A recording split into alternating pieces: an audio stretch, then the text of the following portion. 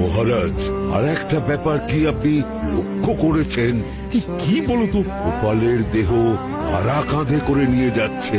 হ্যাঁ হ্যাঁ, ওই তো মন্ত্রী, সেনাপতি, জ্যোতিষী আর পণ্ডিত। আসলে গোপালের এই শেষ যাত্রা আমাদের কিছু শিক্ষা দিয়ে যাচ্ছে মহারাজ। এই যে দেখুন, যারা গোপালকে সহ্য করতে পারত না, এখন এখন তাদেরই কাঁধে গোপাল যাচ্ছে।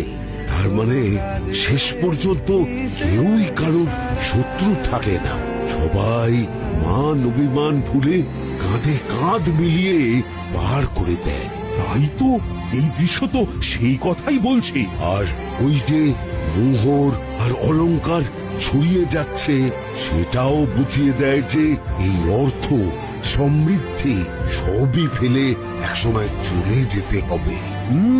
কি ভীষণ সত্যি। দুটো খালি হাতও বুঝিয়ে দিচ্ছে, খালি হাতেই আমরা সংসারে এসেছিলাম আর